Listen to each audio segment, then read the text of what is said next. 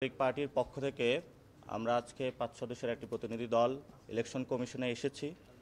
আমরা চিফ কমিশনের সাথে কথা বলেছি, অনেকগুলো বিষয় নিয়ে কথা হয়েছে এবং এই 24-এর গণ অভ্যুত্থান পরবর্তী যারা শহীদ হয়েছিল, আহত হয়েছিল তাদের প্রতি শ্রদ্ধা পোষণ করে আমি আমার কথা শুরু করছি। যারা আহত হয়েছিল, যারা শহীদ হয়েছিল, গত 15 বছরে অনেক মানুষকে গুম, খুন, নির্যাতনের সঙ্গী করা হয়েছিল। বড় একটি জায়গা ছিল আমাদের ভোটাধিকার কেড়ে নেওয়া হয়েছিল এবং মানুষের জালিয়াতির মাধ্যমে বাংলাদেশকে একটি ফেসিস্ট কাঠামোতে রূপান্তর করা হয়েছিল।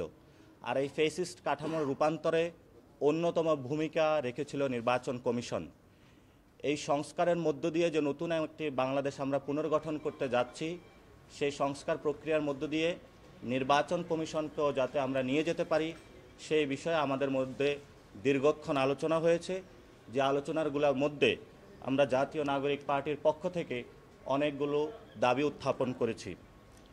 আমরা বলেছিলাম গত 3টি নির্বাচনে যারা অংশগ্রহণ করেছিল, প্রার্থী এবং নির্বাচন কমিশনের অনেক কর্মকর্তা কর্মচারীবৃন্দ যারা এই বিষয়গুলোর সাথে জড়িত ছিল এবং তাদেরকে ইনভেস্টিগেশনের মাধ্যমে সঠিক প্রক্রিয়ার নিয়ে এসে দেশবাসীর সামনে দৃশ্যমান একটি বিচারের আওতায় নিয়ে আসতে হবে, যাতে ভবিষ্যৎ বাংলাদেশে কোনো প্রতিষ্ঠান সাংবিধানিক হোক অসাংবিধানিক হোক, কোনো ব্যক্তি কোনো দলের পক্ষে না গিয়ে বাংলাদেশের হাজারো মানুষের রক্তের উপর প্রতিশ্রুতিবদ্ধ হয়ে নতুন একটি ব্যবস্থায় যাত্রা করার জন্য আর এই দুঃসাহস গত 15 বছরের মতন না দেখাতে পারে।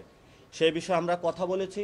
ওনারা আমাদের কাছে প্রতিশ্রুতিবদ্ধ হয়েছেন যে যারা এখানে কর্মকর্তা কর্মচারীবৃন্দ রয়েছেন তাদের থেকে ওনারা শপথ নিয়েছেন, কিন্তু আমরা বলেছি শুধু শপথের মধ্যেই সমাপ্ত না করে গত 15 বছরে যারা এই কাজগুলো করেছে তাদেরকে যথাযথ আইনগত প্রক্রিয়ার মধ্যে নিয়ে আসতে হবে। আমরা দ্বিতীয় যে দাবিটা উত্থাপন করেছিলাম, মনোনয়নপত্র জমা দেওয়ার জন্য যারা প্রার্থী রয়েছেন সশরীরে উপস্থিত হতে হবে। সে বিষয়ে কমিশন এই বিষয়টি বিবেচনাধীন রাখবে বলে তারা আমাদেরকে জানিয়েছেন।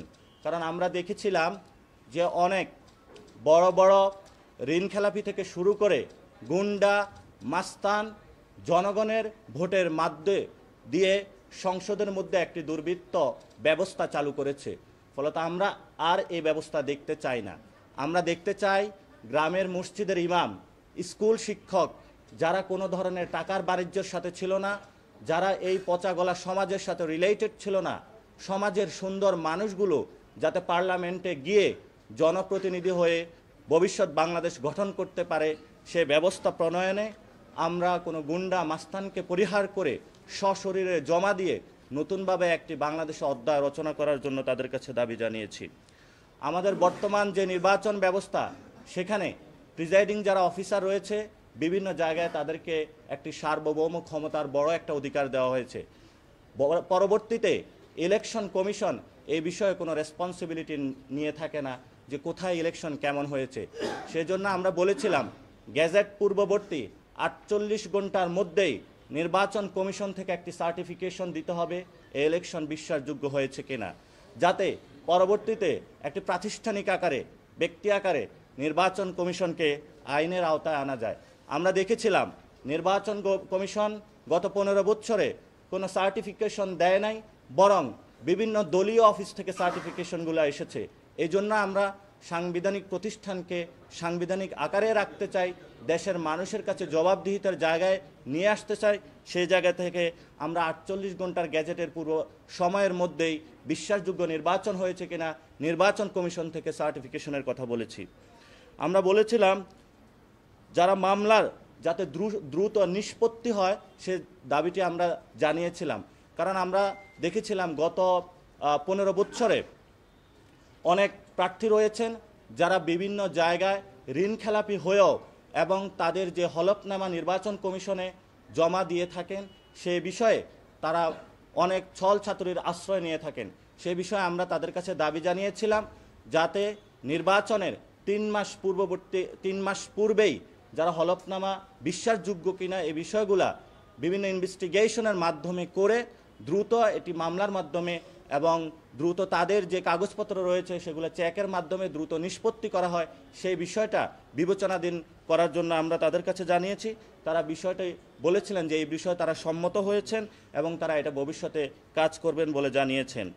আমরা সেখানে বলেছিলাম যে বর্তমান যে নির্বাচনী ব্যবস্থা রয়েছে সেই নির্বাচনী ব্যবস্থায় আচরণবিধি এবং নির্বাচনী ব্যয়ের যে নীতিমালা রয়েছে সেই বিষয়ে পরিবর্তনের কথা আমরা জানিয়েছি। কমিশন এই বিষয়ে তারা সম্মত হয়েছেন যে আচরণবিধিতে তারা পরিবর্তন করবেন এবং নির্বাচনী যে ব্যয় রয়েছেন সেই বিধিমালাতেও তারা পরিবর্তন করবেন। এই বিধিমালার ক্ষেত্রে তারা দ্রুত উদ্যোগ নেবেন এবং আমরা তাদেরকে এটা আশ্বস্ত করেছি যে নতুন বাংলাদেশে পুরাতন যে সিস্টেমের যে আচরণবিধি রয়েছে, মানুষের উপর মার ধর এবং মানুষকে বিভিন্ন বাধাগ্রস্ত সৃষ্টির মাধ্যমে ভোট লুপাট এবং নির্বাচনের পূর্বেই বিভিন্ন টাকা অস্ত্রের জনজানানি পাওয়ার মাসলের শক্তি যে প্রদর্শন বাংলাদেশে চলে আসছে, দক্ষিণ এশিয়াতে বাংলাদেশেও ওই জায়গা থেকে র্যাঙ্কিংয়ের সর্বোচ্চ উপরের জায়গায় অবস্থান করছে। এই নির্বাচন বিধিমেলা এবং আচরণের জায়গা থেকে মানুষকে কষ্ট দেওয়ার উপরে, সে জায়গা থেকে আমরা তাদেরকে বলেছিলাম যে ভবিষ্যৎ বাংলাদেশে আমরা এই ধরনের পুরাতন সিস্টেমের আচরণবিধি, পুরাতন সিস্টেমের যে নির্বাচনী ব্যয়ের যে সিস্টেমটা রয়েছে, যে প্রত্যেক ব্যক্তি প্রার্থী যারা রয়েছেন, দল যারা রয়েছেন আনলিমিটেডভাবে ব্যয় করে থাকে এবং বাংলাদেশে যে ভোটারদেরকে ক্রয়ের মাধ্যমে যে মানুষের ভোটাধিকার যে কেড়ে নেওয়ার যে সিস্টেম সেদিকে বের হয়ে আসার জন্য তারা এ বিষয়ে বিবেচনাধীন এবং তারা কাজ শুরু করেছেন এবং তারা সুন্দর একটি বাংলাদেশের মানুষের কাছে গণ অভ্যুত্থান পরবর্তী ইলেকশন উপহার দেওয়ার জন্য বিষয়ে সম্মত হয়েছেন। আমরা বলেছিলাম যারা ঋণ খেলাপি রয়েছেন তাদেরকে যাতে নির্বাচনী প্রক্রিয়ার মধ্যে না আসতে দেওয়া হয় এবং এই বিষয়ে পূর্ববর্তী সিদ্ধান্ত 3 মাস পূর্বে যাতে সিদ্ধান্ত নেওয়া হয় সে বিষয়ে আমরা তাদের কাছে দাবি জানিয়েছিলাম। সে বিষয়ে তারা সম্মত হয়েছেন এবং তারা এই বিষয়টি বিবেচনাধীন রেখেছেন। কমিশনে যখন মিটিং হবে সেখানে তারা উত্থাপন করবেন, সর্বসম্মতিক্রমে তারা এই বিষয়ে সিদ্ধান্ত নেবেন। এবং হলফনামায় অসত্য তথ্য দিয়ে গত 15 বছর কেন 53 বছরে বাংলাদেশে একটি যে ব্যবস্থা চলে আসছিল সেই বিষয়ে আমরা দাবি উত্থাপন করেছি যে হলফনামায় যদি কেউ ভুল তথ্য দিয়ে থাকে তাহলে ওই প্রার্থী যদি নির্বাচনে জয়ী হয় তাহলে পরবর্তীতে তার প্রার্থিতা ক্যান্সেল, সে যাতে সংসদে শপথ না নিতে পারে তার এই বিষয়ে নিশ্চয়তা বিধানের জন্য আমরা কথা বলেছি, দাবি জানিয়েছি। তারা এই বিষয়ে সম্মত হয়েছেন, তারা বলেছেন এই বিষয়ে তারা কথা বলবেন। আমাদের সবচেয়ে একটি বড় জায়গায় গণ অভ্যুত্থানে যারা অংশ নিয়েছিল তারা ছিল আমাদের প্রবাসী ভাই ও বোনেরা, যারা এই গণ অভ্যুত্থান কেন বাংলাদেশের অর্থনীতির চাকা সচল করে রেখেছে তারা ছিল আমাদের প্রবাসী ভাই ও বোনেরা। কিন্তু এই প্রবাসী ভাই এবং বোনদের জন্য গত 53 বছরে নির্বাচন কমিশন থেকে যথাযথ কোনো উদ্যোগ নেওয়া হয় নাই। তাদের ভোটাধিকার প্রক্রিয়াকে যথাযথভাবে যাতে তারা সম্পন্ন করতে পারে এই বিষয়ে তারা এই পর্যন্ত কোনো ভালো সিস্টেম পায় নাই। আমরা এই বিষয়ে কথা বলেছি, ওনারা বলেছেন একটা কমিটি গঠন হয়েছে, তারা কমিটি একটি প্রক্রিয়ার মধ্যে গিয়ে তারা একটি আর্কিটেকচার ডিজাইন করে নির্বাচন কমিশনকে জমা দিয়েবে, সেই হিসাবে কথা হবে। তবে আমরা বলেছিলাম সবার যাতে ভোটাধিকার যারা প্রবাসীতে রয়েছে তাদের যদি নিশ্চিত না করা হয় তাহলে গণ অভ্যুত্থান পরবর্তীতে বাংলাদেশে নির্বাচন প্রক্রিয়া প্রশ্নবিদ্ধ হবে। আমরা তাদের কাছে, আপনারা জানেন যে আমরা জাতীয় নাগরিক পার্টি একটি নবীনতম দল, বাংলাদেশের অল্প কয়েকদিন হলো আমরা নাগরিক পার্টি গঠন করেছি এবং গত 15 বছরে অনেকগুলো রাজনৈতিক দল যারা নির্বাচন কমিশনে পেপার জমা দিয়েও রেজিস্ট্রেশন পায়নি এবং সেই ক্ষেত্রে মানুষের যে রাজনীতির যে অধিকার গত 15 বছরে এই ফেসিস্ট খুনি হাসিনা কেড়ে নিয়েছিল। এই সময় একটি সুবর্ণ সুযোগ এসেছে বাংলাদেশের সামনে, স্বাধীন বাংলাদেশ নতুনভাবে মুভিং হচ্ছে। সেই জায়গাতে আমরা নবীনতম দল হিসাবে অন্যান্য দলগুলোকে একসাথে নিয়ে সময় একটু সুযোগ করে দেওয়ার জন্য নির্বাচন প্রক্রিয়ার মধ্য দিয়ে অংশগ্রহণ করার জন্য আমরা একটি সময় চেয়েছিলাম। আপনারা জানেন গত 17 তারিখে আমরা 3 মাস চেয়ে একটি চিঠি দিয়েছিলাম। আজকে কমিশনের কাছে এই বিষয়ে আমরা কনফার্মেশন চেয়েছি যে আপনারা কি আমাদের চিঠি পেয়েছেন কিনা সেখানে, এবং তারা এই বিষয় নিয়ে কথা বলেছেন কিনা। তারা কথা হয়েছে, আমরা সময় চেয়েছি, এই বিষয়ে তারা বিবেচনাধীন রেখেছেন বলে আমাদেরকে জানিয়েছেন। তারা আমাদেরকে এই বিষয়ে জানাবেন পরবর্তীতে চিঠি দিয়ে এবং গণবিজ্ঞপ্তি প্রকাশের মধ্য দিয়ে। এবং আপনারা জানেন যে রাজনৈতিক দলের যে গত 53 বছরে আমাদের যে সংস্কৃতিটা রয়েছে এই সংস্কৃতির মধ্য দিয়ে একটি সুষ্ঠু প্রক্রিয়া নির্বাচন অসম্ভব হয়ে পড়েছে। রাজনৈতিক দলগুলোর ইন্টারনাল ডেমোক্রেসি নাই। রাজনৈতিক দলগুলা বিভিন্ন ঋণ খেলাপিকে আসন দিয়ে থাকে, ভালো মানুষকে প্রার্থিতা কখনো তারা দেয় না। অলিগার্ক যারা আছে তাদের প্রার্থিতার মধ্য দিয়ে একটি বাংলাদেশে খারাপ কালচারের দিক মধ্য দিয়ে বাংলাদেশের নির্বাচন ব্যবস্থাকে ঠেলে দিয়েছে। এ বিষয়ে আমরা তাদেরকে বলেছি যে দলগুলো যাতে একটি আচরণবিধির আওতায় নিয়ে আসতে পারে, যাতে তাদের ইন্টারনাল ডেমোক্রেসি ঠিক থাকে এবং তাদের মধ্যে যে আগের পুরনো বন্দোবস্তের যে সংস্কৃতি তারা থেকে বেরিয়ে আসে নতুন একটি সংস্কৃতির দিকে যাত্রা শুরু করতে পারে, সেই বিষয়ে আমরা তাদের কাছে দাবি জানিয়েছি। তারা এই বিষয়ে বিবেচনাধীন রাখবেন বলে জানিয়েছেন। এবং আমরা দেখেছিলাম গত 15 বছরে নামে বেনামে অসংখ্য দলকে রেজিস্ট্রেশন দেওয়া হয়েছে, বিভিন্ন পকেট খুলেছে নামে বেনামে, এবং বিভিন্ন দলের মধ্যে বিভক্তি সৃষ্টি করার জন্য অনেকগুলো দলের সংযোগ রেখে একই নামে বিভিন্ন দলকে রেজিস্ট্রেশন দেওয়া হয়েছে। এবং বাংলাদেশে যে দলগুলো বর্তমানে রয়েছে সেখানে অনেক দলের জাস্ট তাদের অফিসও নাই অনেক দলের, কিন্তু তারা নির্বাচনী প্রক্রিয়া অংশগ্রহণ করতে চাচ্ছে। আমরা সেখানে বলেছিলাম যে স্বাধীন বাংলাদেশ নতুনভাবে যাত্রা শুরু হয়েছে, যাতে দলগুলো 5 বছর পর পর যে নবায়নের যে সিস্টেম নতুন করে করতে হয়, ইলেকশন সামনে যে প্রক্রিয়াটা শুরু হবে আগামী ইলেকশনে, যাতে প্রত্যেকটা দল নবায়নের মধ্য দিয়ে সকল শর্ত পূরণ করে যেতে হয়, সে বিষয়ে আমরা দাবি জানিয়েছি। তারা এই বিষয়ে সম্মত হয়েছেন এবং তারা কথা বলবেন। এবং আপনারা জানেন যে বদিউল আলম স্যারের নেতৃত্বে যে ইলেকশন নিয়ে একটি সংস্কার কমিশন গঠন হয়েছে, এবং আমরা তাদেরকে জানিয়েছিলাম যে সংস্কারের প্রত্যেকটি রিপোর্টের পাতা বাই পাতা, ওয়ার্ড বাই ওয়ার্ড এর প্রয়োগের মধ্য দিয়েই আগামীতে একটি ইলেকশনে যেতে হবে। পুরাতন যে সিস্টেম রয়েছে ধরমারি প্যারেকে যে প্যারেক মারের যে একটা সিস্টেম, যে যখন ইচ্ছা তখন 5-6 মাস সময় নিয়ে দ্রুত একটা ইলেকশন আয়োজন করে দেওয়া, একটি সাংবিধানিক প্রতিষ্ঠানকে নষ্ট করা, এই সুযোগ ছাত্র জনতা এবার আর দিবে না। এই জন্য আমরা তাদেরকে বলেছিলাম যে নতুন বাংলাদেশে আপনাদেরকে একটি সুন্দর প্রক্রিয়ার মধ্য দিয়ে যেতে হবে। প্রত্যেকটি ওয়ার্ড বাই ওয়ার্ড, প্রত্যেকটি লাইন সংস্কারে যে এসেছে বদিউল আলম স্যারের নেতৃত্বে সংস্কার কমিশনের, আপনাদেরকে সেগুলো নিয়ম নীতির মধ্য দিয়ে প্রায়োগিক আকারে নিয়ে এসে বাংলাদেশকে সেদিকে যাত্রা সূচিত করতে হবে। এবং তারা এই বিষয়ে কথা বলেছেন, তারা সেখানে যোগাযোগ রেখেছেন, তারা আমাদেরকে আশ্বস্ত করেছেন যে এই বিষয়ে তারা কথা বলবেন, বিবেচনাধীন রেখেছেন, এবং তারা সময় স্বল্পতারও কথা বলিয়েছেন। কিন্তু আমরা বলেছি এইগুলা যদি বাস্তবায়ন না হয় তাহলে নতুন বাংলাদেশ নির্বাচনে যাওয়া অনেক ডিফিকাল্ট হয়ে যাবে, মানুষের ভোটাধিকার প্রয়োগ করা। কারণ 15 বছরের যে সিস্টেম, তাহলে একই সিস্টেমের দিকে যাত্রা শুরু হবে। আমরা ওই সিস্টেমে আর যেতে চাই না। আমরা জনগণের যে দাবি মানুষের ভোটাধিকার ফিরিয়ে দিতে চাই। এই সব বিষয়ে আমাদের সাথে কথা হয়েছে, এবং আপনাদের আশা করি আপনারা অনেকক্ষণ আমাদের জন্য ওয়েট করছেন। আপনাদেরকে অনেক ধন্যবাদ।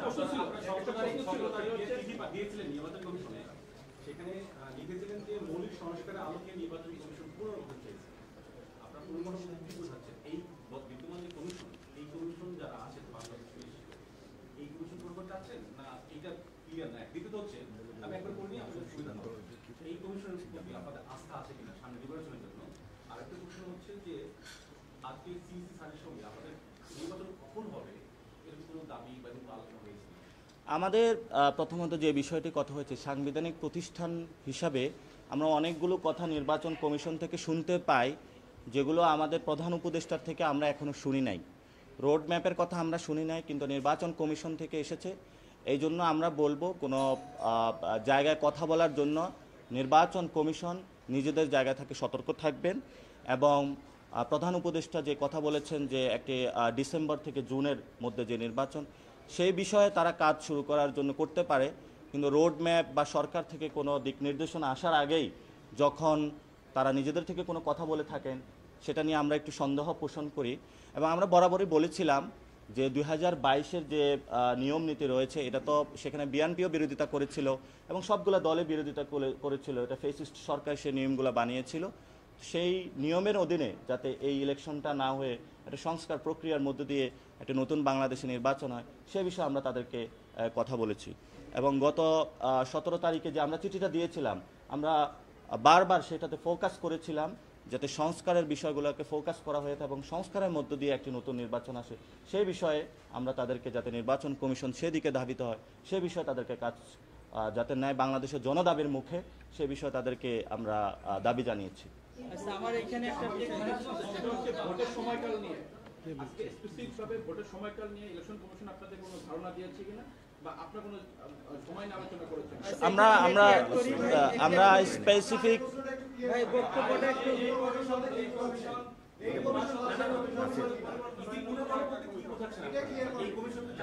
না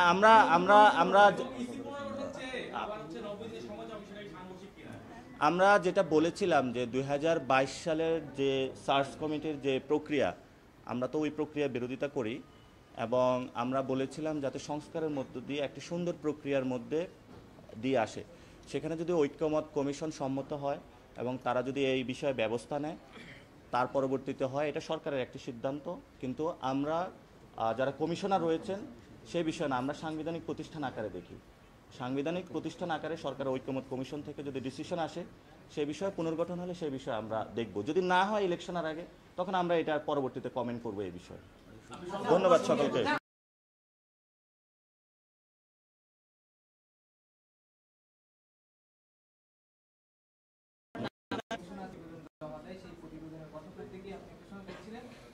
আপনারা চান এর প্রত্যেকটা শব্দ বাক্য অনুযায়ী যেন সবকিছু হয়। আপনি জানেন হয়তো যে নির্বাচন কমিশন থেকে কিন্তু ওই সংস্কার প্রতিবেদনের অন্তত 32টা ধারায় তাদের একটা মানে ভিন্ন মত জানিয়ে ঐক্যমত কমিশনকে একটা চিঠিও দিয়েছে। তো সেসব বিষয়ে আপনাদের কোনো আলাপ হয়েছে? ঐক্যমত কমিশনের রিপোর্টগুলো যখন ফাইনাল হবে আসবে এবং সেখানে নির্বাচন কমিশনের প্রত্যেকটা সাংবিধানিক প্রতিষ্ঠানে ওনারা পাঠাবে। ওইখান থেকে সিদ্ধান্ত হওয়ার পরে আমরা ওই সিদ্ধান্তগুলোর কথা বলছি, যে সিদ্ধান্তগুলো তারা পাঠাবে যাতে ওইগুলা বাস্তবায়ন হয়। এখন তো হলো সবগুলা, যেমন আমরা গতকালকে ঐক্যমত কমিশনের সাথে বসেছিলাম, আমরা নির্বাচন কমিশন নিয়েও সেখানে অনেকগুলো কথা হয়েছে, আমরা আমাদের প্রস্তাবনাগুলোও দিয়েছি। বিশেষত বড় একটা নারী ভোটারদের কীভাবে ইনকর্পোরেট করতে, অনেকগুলো বিষয় নিয়ে আলোচনা হয়েছে। তো ফাইনাল হওয়ার পরে যাতে এটা বাস্তবায়ন হয় সে বিষয়ে আমরা ফোকাস করতেছি। আচ্ছা, আমার একটা ভাই এখানে একটু অ্যাড করে বলি, সাথে একটু আপনারা একসাথে কয়েকটা কোশ্চেন একটু বলি যে প্রধান নির্বাচন এই বর্তমান যে কমিশনার আছে সেই কমিশনের প্রতি আস্থা আছে না প্রধান উপদেষ্টার প্রতি আস্থা আছে? প্রধান উপদেষ্টা মহোদয় বলেছেন যে ডিসেম্বর থেকে জুনের মধ্যে নির্বাচন, যে যৌক্তিক সংস্কারগুলো করে যদি সেই প্রধান উপদেষ্টার কথার মধ্যেই যদি কমিশন তফসিল ঘোষণা করে, সেই ক্ষেত্রে আমাদের পদক্ষেপ কী হবে? ধন্যবাদ। হ্যাঁ, প্রথমত হলো আমরা তো চাই যে গত 15 বছরে যে মানুষগুলো আহত গুম খুন হয়েছিল তারা একটি সুন্দর একটি ডেমোক্রেটিক প্রক্রিয়ার মধ্যে যেতে চায়। তো ডেমোক্রেটিক প্রক্রিয়ার মধ্যে দিয়ে যাওয়ার জন্য ইলেকশন রিফর্ম, যেটা ইলেকটোরাল বডিগুলো, সেগুলো তো অতীব জরুরি। এবং এই যে বর্তমানে যে প্রক্রিয়াটা আছে, এই প্রক্রিয়াটা আমরা মনে করি সংস্কার কমিশনের যে ঐক্যমত কমিশনের যে রিপোর্টটা আসবে সেটা আসার পরে সিদ্ধান্তগুলো হওয়ার পরে ওইটা অনুযায়ী যদি নির্বাচন কমিশন পরিচালিত হয়, আমরা আশা করি বাংলাদেশে একটি সুন্দর ইলেকশন হবে। তবে বর্তমান ব্যবস্থা যে অবস্থায় রয়েছে, এই অবস্থায় অনেকগুলো বিষয় সংস্কার জরুরি এবং এই সংস্কারগুলো প্রক্রিয়াগুলো ওনাদের সাথেও কথা হয়েছে, ওনারা অনেক বিষয় সম্মত হয়েছেন। যেগুলো বিধি আকারে আছে ওনারা করে ফেলতে পারবেন, যেগুলো হলো আইন আকারে আসবে সেটা তো ঐক্যমত কমিশনের মধ্য দিয়ে আসতে হবে। তো আসলে ইনশাল্লাহ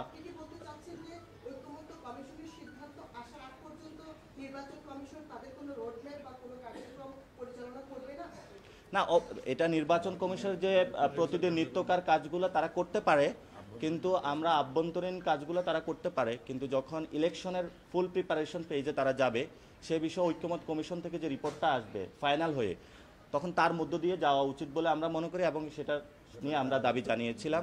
এবং জনগণও এই বিষয়ে হলো অ্যাওয়্যার আছে যে যাতে নতুনভাবে বাংলাদেশে একটি সুন্দর যাত্রা আমরা শুরু করতে পারি। এবং সিএসি এই বিষয়ে একমত হয়েছেন। যদি ঐক্যমত কমিশনের ওই বিষয়গুলোর সাথে ওনারা থাকে, ঐক্যমত পোষণ করে, যদি ওনারা না পোষণ করে তাহলে তো ওই ধরনের রাস্তা আমরা পোষণ করতে পারবো না। জি, স্পেসিফিক হলো আপনারা জানেন এই ইলেকশন কমিশনের এই একটি ব্যবস্থার মধ্য দিয়ে গত 15 বছর অনেক ইঞ্জিনিয়ারিং হয়েছে। তো ফলত আমরা নতুন বাংলাদেশে এই ধরনের কোনো ইঞ্জিনিয়ারিং আর দেখতে চাই না। এবং আমরা বরাবরই স্পেসিফিক বক্তব্যে এখানে প্রকাশ করেছি যে রাজনৈতিক দলগুলো যেভাবে হলো গত 15 বছরে বিভিন্ন প্রার্থীকে দিয়ে থাকে সশরীরে না আসা, তারপরে হলো ভোটারদেরকে তাদের ভোট দেওয়ার ইনফ্লুয়েন্স করে থাকে এবং বিভিন্ন জায়গায় গ্যাজেট কোনো প্রকাশের পূর্বে নির্বাচন কমিশন থেকে আমরা কোনো সার্টিফিকেশন পাই না। এই ব্যবস্থাগুলোর যদি পরিবর্তন না হয় তাহলে তো আসলে ইলেকশন করে কোনো লাভ হবে না। ইলেকশন যদি করতে হয় তাহলে সুন্দর একটি প্রক্রিয়ার মধ্যে দিয়ে যেতে হবে। তাহলে গত 15 বছর আর এই নির্বাচনের মধ্যে পার্থক্যটা কী থাকলো? আমরা সেই বিষয়গুলো যাতে নতুন একটি সুন্দর সিস্টেম আসে সে বিষয়ে কথা বলেছি এবং ওনারা সম্মত হয়েছেন, বিবেচনায় রেখেছেন। ওনারা এগুলো নিয়ে কাজ শুরু করবেন এবং ওনারা অলরেডি কাজ কিছু শুরুও করেছেন। ধন্যবাদ সকলকে। একটা বিষয় একটু বলি, একটা বিষয় ক্লিয়ার হয়, এই যে আপনি বলছিলেন যে ছাত্র অভ্যুত্থানের পর যে কমিশনটা গঠিত হয়েছে, এইখানেও কি আসলে কোন ইঞ্জিনিয়ারিং এর মাধ্যমে কি তারা এই পদে এসেছেন? এই আস্থাহীনতা না, এটা তো 2022-এর যে আইনটা রয়েছে, আমি একটু শেষ করি। 2022-এর যে আইনটা রয়েছে এটা তো আমরা পূর্বে জানিয়েছিলাম এই আইনটা হলো অবৈধ, এবং অন্যান্য দলও জানিয়েছিল আইনটা হলো অবৈধ, এবং সে আইনের অধীনেই হয়েছে বর্তমানে। তা আমরা তো ওই আইনের বিরোধিতা করি, কিন্তু এখন যারা আছেন আমরা মনে করি তাদেরকে একটা সংস্কার প্রক্রিয়ার মধ্যে নিতে হবে। সংস্কার ঐক্যমত কমিশনের রিপোর্ট আসার পরে যদি ওনারা থাকতে পারে থাকবে, আর না থাকতে পারলে থাকবে না। এটা ঐক্যমত কমিশনের রিপোর্টের উপর ডিপেন্ড করবে। তো আমরা ঐক্যমত কমিশনের রিপোর্টের উপরে আমাদের ব্যক্তি বা কারো প্রতি কোনো অবজেকশন কোনো কিছু নাই। সাংবিধানিক প্রতিষ্ঠানটা আমরা চাই ঐক্যমত কমিশনের রিপোর্ট অনুযায়ী হোক। সময় কেন আপনারা চাচ্ছেন কি কতখানি এগিয়েছেন? আরেকটা বিষয় যে আপনারা যেটা বলছেন যে পুরো সংস্কার করে তারপরে হচ্ছে নির্বাচনের বিষয়টা, প্রধান উপদেষ্টা ইতিমধ্যে টাইম ফ্রেম দিয়েছে। আপনারা কি মনে করেন যে পুরো সংস্কার করে ওই টাইম ফ্রেমে নির্বাচন সম্ভব? আমরা মনে করি নির্বাচন কমিশনের যে সংস্কারের এগুলো করা সম্ভব টাইম ফ্রেমের মধ্যেই, 1 নাম্বার। 2 নাম্বার বিষয়টা হলো যে আমরা যে সময় চেয়েছি, কারণ আমরা চাচ্ছি সুন্দরভাবে সবগুলো গুছিয়ে দেওয়ার জন্য। আর আমরা খুবই নবীনতম দল, এটা রমজান গিয়েছে, ঈদ গিয়েছে, এবং আমরা সবগুলো গুছাচ্ছি, এবং আমরা একটু সার্টিফাই করতে চাই যাতে হলো ফেসিবাদী কোনো কেউ আমাদের এখানে অংশগ্রহণ করতে না পারে। অনেকেই চিন্তা করছে যে নতুন দল, তাদের মধ্যে যদি আমাদের পিঠটা বাঁচাতে পারি, তা আমরা সেই সুযোগ সন্ধানী যারা রয়েছে যাতে তারা অংশগ্রহণ করতে না পারে আমাদের দল গঠন প্রক্রিয়ায়। এবং যে অফিসগুলো নিয়ে নেওয়ার বিষয় রয়েছে, যেহেতু জনগণের ক্রাউড ফান্ডিংয়ের মধ্যে আমাদের দলটা চলে থাকে, জনগণের কাছে একটু যাওয়া, সকলের সাথে অংশগ্রহণ, এটার মধ্য দিয়ে আমরা একটি সুন্দর প্রক্রিয়া, যেটার জন্য আমাদের একটু সময় প্রয়োজন। খুবই নবীনতম দল, এই জন্য আমরা এসেছি এবং ওনাদের সাথে কথা বলেছি। ঠিক আছে, ধন্যবাদ। ওকে,